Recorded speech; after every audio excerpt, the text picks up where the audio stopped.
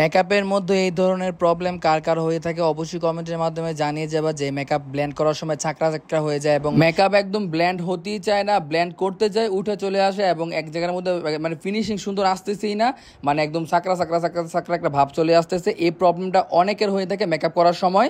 তো মেকআপ আর্টিস্টের এখানে কোনো দোষ নাই, আমি দেখবো না কোনো দোষ নাই। মেকআপ আর্টিস্ট তোমরা বিগিনার, যারা বড় মেকআপ আর্টিস্ট আছো, বিগিনার আছো, তোমাদের কোনো দোষ নাই। দোষটা হচ্ছে ক্লায়েন্টের ঠিক মতো হচ্ছে মেকআপ কি বলে ফেসটাকে যত্ন নেয় না, কেয়ার করে না, মানে স্কিনটাকে মানে কীভাবে ঠিক করলে ভালো হবে, মানে কীভাবে যত্ন নিতে হয় এটা ঠিকভাবে করতে পারে না, করে না।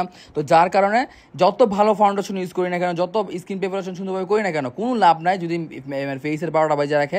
ফেসে ব্লিচ, তারপর হচ্ছে ফেয়ার প্লেস জাতীয় কিছু করে একদম অবস্থা 12টা বাজায় ফেলে। এবং অনেকে আছে ফেস ওয়াশ দিয়ে মুখ ধুলে নাকি অনেক ফর্সা হয়ে যায়, জালি দিয়ে এমন মোড় দেয় ভাই, একদম ফেসের একদম মানে ফর্সা মানে মানে কালো হয়ে লাগে, ডাইরেক্ট ফর্সা হয়ে যাবো আমি এখন, মানে এমনভাবে মোড় দেয়, বুঝছো তো। সেই ক্ষেত্রে স্কিনে অনেক র্যাশ হয়ে যায়। এই আপুটার ক্ষেত্রে সেম প্রবলেমটা হয়েছে। উনি হয়তো কোনো ধার জাতীয় কাপড় টাপড় দিয়ে মুখ টুক মুছছে বা জালি দিয়ে মুড় দেওয়ার কারণে স্কিনের উপরে যে চামড়াটা ওটা সরে গিয়েছে, যার কারণে মেকআপ ব্ল্যান্ড হচ্ছে না, এক জায়গার মধ্যে জমে জমে রয়েছে। তো এখানে হচ্ছে আমি একটা ম্যাট ফিনিশ কি বলে মানে ফাউন্ডেশন ইউজ করতেছি। আর শোনো, যতই ম্যাট ফিনিশ, যতই ভালো ফাউন্ডেশন, যতই হচ্ছে লিকুইড ফাউন্ডেশন ইউজ করি না কেন, তোমার স্কিন যদি 12টা বাজায় আমাদের কাছে নিয়ে আসো, কোনো লাভ নাই, কোনো লাভ নাই। আমি একদম একদম বলবো, আমাদের মেকআপের আমি 1 মিনিটের গ্যারান্টি দিই না যে ঠিক থাকবে বা ঠিক হবে।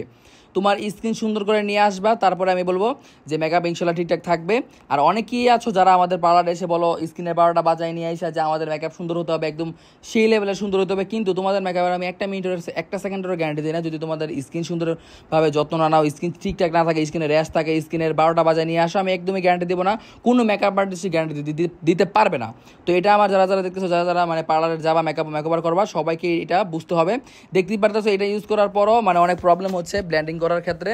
তো আমি এখন আমার একটা ট্রিক্স আছে, এটা ফলো করব। তো ফলো করার পর দেখতে পারতেছো একদম দেখো কাছ থেকে দেখাচ্ছি, টেনে টেনে করতেছি, তারপরেও কিন্তু সরে আসতেছে, ব্ল্যান্ডও করতেছি, তারপরেও কিন্তু বসতেছে না। হ্যাঁ, কি করা যায় বলো? তো লাস্ট পর্যায়ে এসে আমার একটা নিয়ম আছে, মানে একটা ট্রিক্স আছে, ওটা ফলো করে দেন হচ্ছে আমি মেকওভারটা ফুল আলহামদুলিল্লাহ কমপ্লিট করতে পারছি। অ্যান্ড আমি সবাইকে বারবার ভেঙে বুঝিয়ে দিই এই ট্রিক্সটা অনেকের ফেসে মানে কি বলে কার্যকারিতা করতে পারে, আবার নাও করতে পারে, আমি আগে থেকে বলে দিই। কারণ আমরা একটা মেকআপ আর্টিস্ট কখনই কারণ মেকআপটা বাজে হবে, কখনোই আমাদের মার্কেট খারাপ হবে তো কখনোই চাই না, এটা অলওয়েজ বলে থাকি। দেখতে পারতেছো মেকআপের এখন আলহামদুলিল্লাহ আগে থেকে অনেকটা দেশে আসছে। তো দেখতে পারতেছো আমি কিন্তু এখন একদমই ফিল্টার ইউজ করি নাই, একদম ছোপ থেকে শুরু করে সব একদম দেখা যাচ্ছে।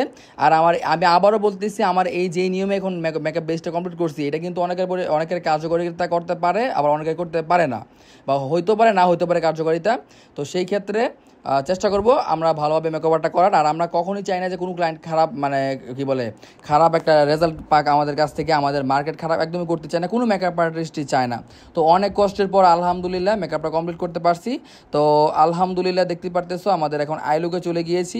আইলুকে চলে যাওয়ার পর আমাদের বেসটা দেখতে পারতেছো, আমি কিন্তু একদম ফিল্টার ইউজ করি না, একদম মানে যে ভিডিওটা আমি একদম আপলোড করে দিতেছি, দেখতে কোনো ফিল্টার ইউজ করি না, সামনে ব্রাশ দিয়েও দেখিয়ে দিতেছি। তো মেকআপের ফিনিশিংটা জাস্ট দেখো, আলহামদুলিল্লাহ আমার কাছে ভালোই লাগছে। এবং এত কিছু করার পর যে এতটুকু একটা লুক আসছে আমি ভাবতে পারি নাই। তো এই হচ্ছে আমাদের ফাইনাল লুক।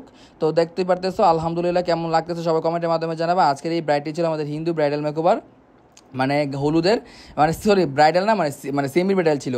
তো যারা যারা মেকওভার করতে তারা নতুন নতুন আপডেট পেতে হলে পেজটাকে ফলো দিয়ে রাখো, আর বেশি বেশি করে সাপোর্ট দিবা নতুন নতুন টিপস এবং নতুন নতুন আপডেট দেখতে হলে। আর আমার কথায় কোনো ভুল ত্রুটি হলে অবশ্যই ক্ষমা সুন্দর দৃষ্টিতে দেখবা। আর আমি ইদানিং একটু মানে অলস হয়ে গিয়েছি, মানে বেশি বেশি মানে মেকআপ ভিডিও আপলোড করতেছি না। তো আজকে এই পর্যন্ত, আল্লাহ হাফেজ, বাই বাই, টাটা।